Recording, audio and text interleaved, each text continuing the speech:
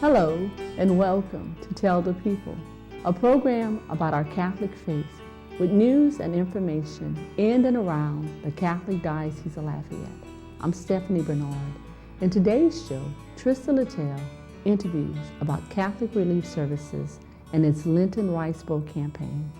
Father Michael Russo's talk about the desert, the segment and what it means to be Catholic. And in a conversation with Bishop Michael Gerald, Monsignor Richard Green interviews Bishop Gerald about right of election. And now, Catholic news on this February 17th weekend. With the Lenten season happening now, please consider taking part in one of the many parish missions, penance services, and other special Lenten activities which will occur throughout the diocese.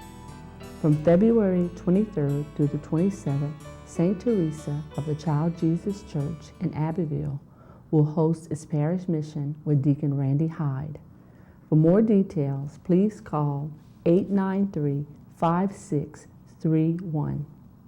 From February 24th through the 27th, St. Edmund's Church in Lafayette will host its parish mission with Father Blaise.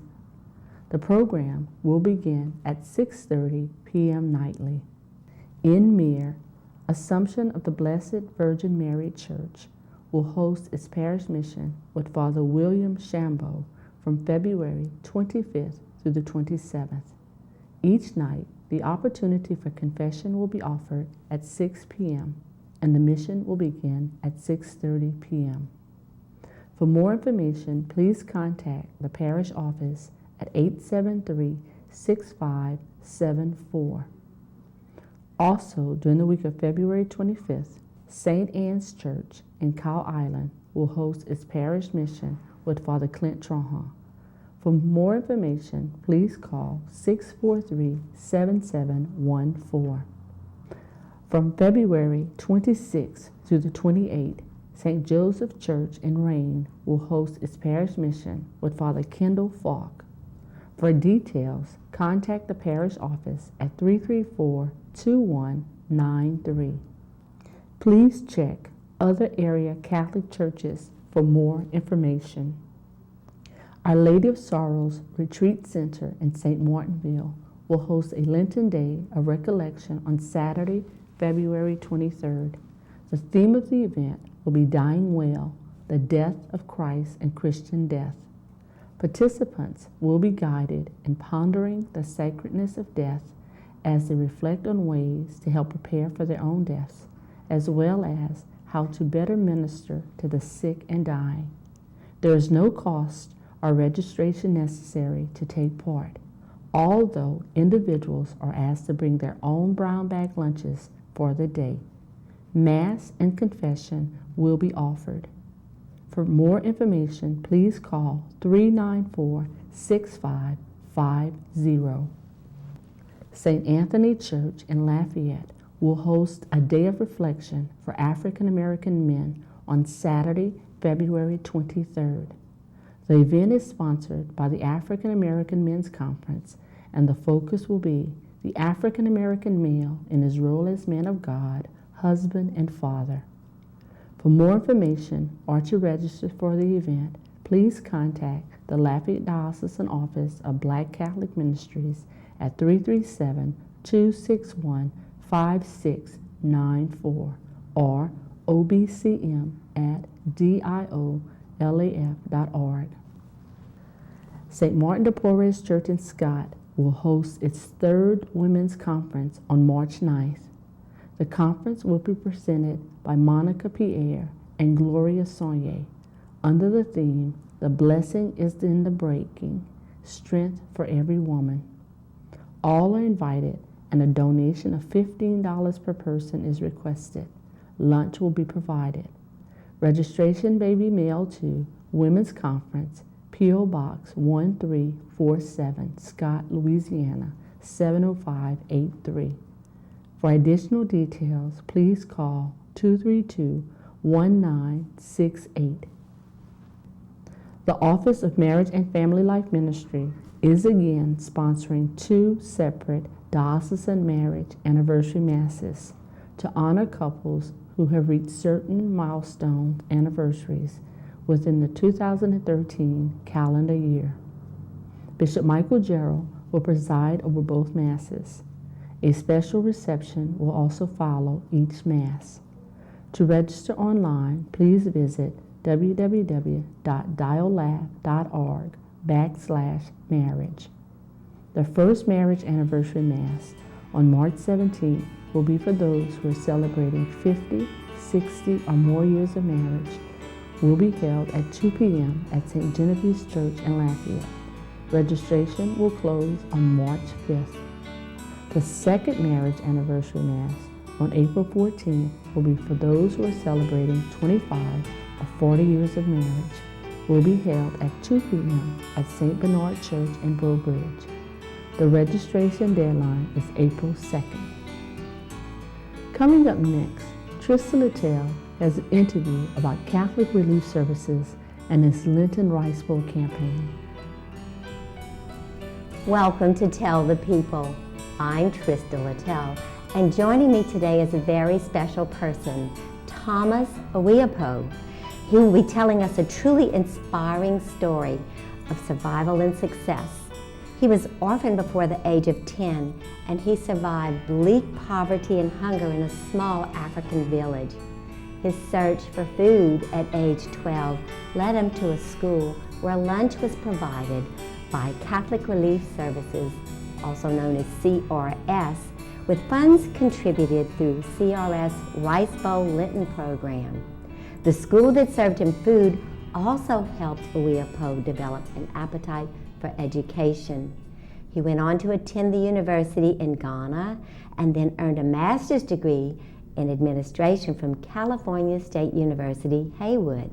Today, Oweapo works for CRS and trains community leaders throughout Ghana, where he lives with his wife and 4 children. Thomas is speaking to audiences around the United States this Lent, sharing his story and showing how participation in CRS Rice Bowls brings expertise, innovation, and compassion to the work of stopping hunger and poverty throughout the world. Welcome, Thomas. So glad you could join us today. Thank you. Great to be here.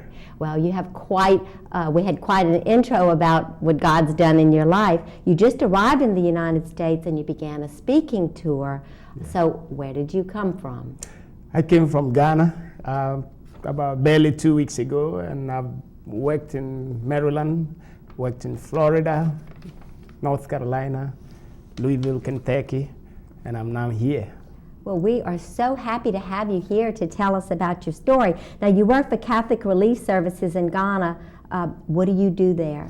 Well, I work with Catholic Relief Services, working with community leaders and parents to let them understand the value of sending children to school, to let them understand the value of educating girls as well, to let them understand that the best gift to give to your child, to empower your child, is a gift of education.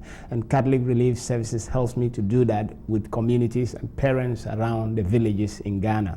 Also, Catholic Relief Services works with health providers, and we work in communities to help ensure that mothers do not die in the process of giving life. So we work with pregnant women and children under 5 years of age to ensure that they stay healthy throughout this process. We have other programs in HIV, microfinance, where we try to empower women in the community so that they can engage in small businesses, that they can be able to provide educational, nutritional needs for their kids as they engage in small businesses. Yeah. So it's a variety of small businesses. Variety of things that Catholic Relief Services does all over the country and in other countries as well. Well, tell us how you first became associated with Catholic Relief Services. Well, how you first met. Yeah, I grew up in a small little village in Ghana, a village where never seen electricity, never seen running water, never seen any medical facility. And I grew up not having parents. Both of my parents unfortunately passed away when I was still a little kid. And I tell people they ask, how old were you? I've never known my age, never had birth records. I just know I was such a little kid when my parents passed away. So I've unfortunately grown up as a person really not knowing what it means to have a parent, and that sometimes hurts me a lot. Even as old as I am, sometimes I still cry for parents. It's such a great gift, and I miss that a lot. And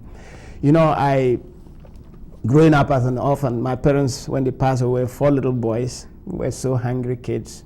Sometimes we'll cry for food, we'll fight for food, we'll go to bed so hungry we couldn't sleep. And I lost 2 of my siblings because of malnutrition and hunger. At an early age? At an early age. And my oldest brother, he couldn't take the suffering, so he ran away from the village and I stayed.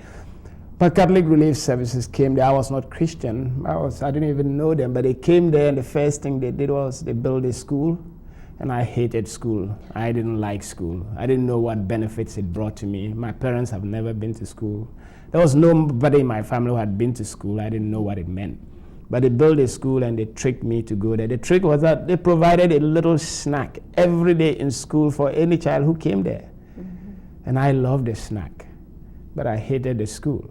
But unfortunately, they tied the snack to the school. And I got taken hostage in school. And so they provided snack every day. I went to school every day, and eventually I'm sitting here today, holding a master's in public administration. And I work for Catholic Relief Services in Ghana now, tricking other children to go to school and helping give hope to many, many others, as I was given hope through Catholic Relief Services. And my little snack came from CRS. And that's why I'm here thanking people for the gift of Catholic Relief Services. Well, you'll be speaking to audiences about the Lenten program CRS Rice Bowl. Yes. That's been around for over 38 years. Yes. It's been a tradition around here. So what makes CRS Rice Bowl so special that families and parishes want to be part of it during Lent? Well, that's why I'm holding this little rice bowl box, and it's been redesigned. It's called CRS Rice Bowl for Lent, for life, and whatever you give up for Lent changes life. And for me, I look at this, they call it rice bowl, but for me, it is the gospel of love. It is a gospel of hope and compassion.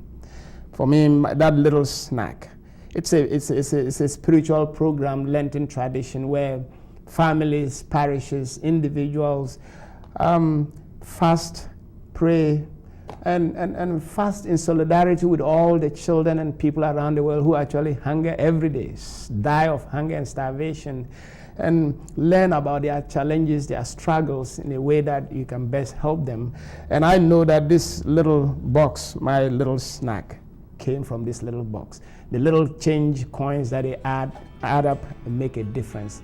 And today I have a family of 4 kids and a wife, and my children no longer need this snack, because this snack gave me the opportunity to be able to provide a snack for children. Thank you so much. That rice bowl became a life bowl. It was a lifeline, and we thank you for joining us today, and we hope that our folks will be a part of CRS Rice Bowl this Lent. Thank you for joining us, and stay tuned. There's more to come on Tell the People.